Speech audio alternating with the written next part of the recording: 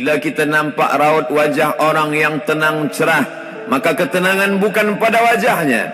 Bila nampak orang melangkahkan kaki dengan tenang penuh wibawa, maka ketenangan bukan pada kakinya.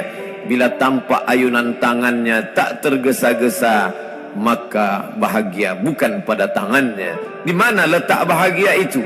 Ala fil jasadi mutrah. Ketahuilah dalam jasad ada segumpal, ada sekepal, ada sesuap. Idza salahat salahal jasadu kulluh. Kalau yang segumpal itu baik, maka yang lain ikut menjadi baik. Wa idza fasadat fasadal jasadu kulluh. Kalau yang segumpal itu rusak, maka dia pun ikut menjadi rusak. Yang segumpal itulah yang mengendalikan mata, telinga, tangan, kaki. Yang segumpal itulah tempat rindu, benci, marah, ridha, ikhlas, fasik, hasad, kufur. Di sanalah bersemayam rindu dan benci. Maka jangan terlampau benci. Habib habibaka haunamma. Kalau kau sayang, sayanglah secukupnya sahaja. Karena boleh jadi hari ini kau sayang, besok berubah menjadi kebencian. Kalau kau benci, bencilah secukupnya sahaja. Boleh jadi esok pagi dia menjadi orang yang tersayang. Berapa banyak puan-puan berkata, siapa itu? Itulah orang yang dulu paling aku benci. Tapi hari ini masih ada juga benci, tapi tak banyak. Oleh sebab itu maka dijaga dia. Yauma la yanfa'u malun. Hari itu tak ada guna harta. Wala banun. Tak ada guna anak.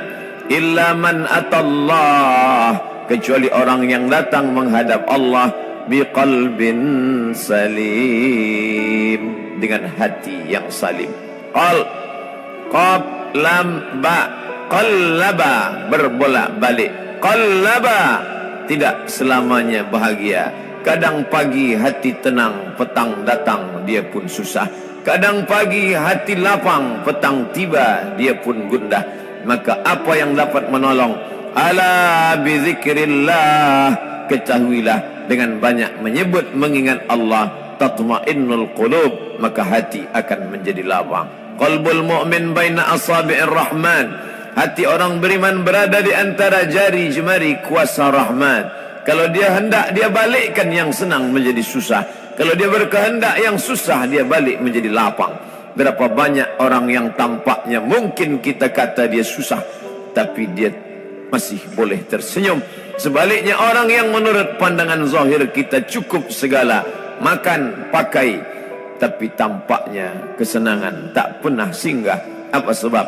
Kerana hati milik Allah. Dia ada dalam diri kita, tapi dia bukan punya kita. Lillahi ma fis samawati wa ma fil ard. Apa di langit, apa di bumi, milik Allah. Balikkan kepada Allah. Dari Allah, balik kepada Allah. Senang mengucapkannya, payah mengamalkannya, lebih sulit memasukkannya ke dalam hati. Oleh sebab itu maka apa cara supaya hati menjadi lapang? Yang pertama, iman. Mesti ada iman. Percaya bahawa dia ada walaupun tak tampak oleh mata. Dulu ada seorang filosof, dia berkata bahawa aku percaya dia ada bila boleh tampak oleh mata, disentuh tangan, didengar telinga. Tapi bila tidak dapat ditengok mata, dipandang mata, didengar telinga, disentuh tangan, maka dia tidak ada. Inilah orang-orang yang berfaham wujudiyah. Wujud ada, mikrofon ada, mimbar ada, orang ada. Kerana aku boleh menatap dengan mata, mendengar suara dengan telinga, bersapa tangan dengan alat yang diciptakan Allah Subhanahu wa ta'ala. Tapi kita mengenal dia bukan kerana rupa. Bahkan bila kita pejam mata nampak berbagai macam rupa, itukah dia? Bukan. Walam yakul lahu kufuwan ahad. Bila kita pandang tengah malam tampak bermacam warna rupa, itukah dia? Ma khatara bibalik fallahu laisa kadzalik. Apa yang terlintas di hatimu, maka dia tidaklah seperti itu. Dia tak dapat dipandang dengan mata. La tudrikuhul absaru. Dia tak dapat ditangkap mata. Wa huwa yudrikul absara. Dialah yang dapat menatap mata. Jangankan dia, wajah kita pun kita tak boleh melihatnya. Siapa yang boleh melihat wajahnya? Sementara belum dijumpai cermin, belum pandai orang membuat cermin, orang tak tahu bentuk rupa wajahnya bagaimana. Sampai suatu hari dia dalam perjalanan panjang, dia tengok ada pohonan rindang, lalu kemudian dia berteduh di bawah pohon rindang, menghindar dari panas terik matahari.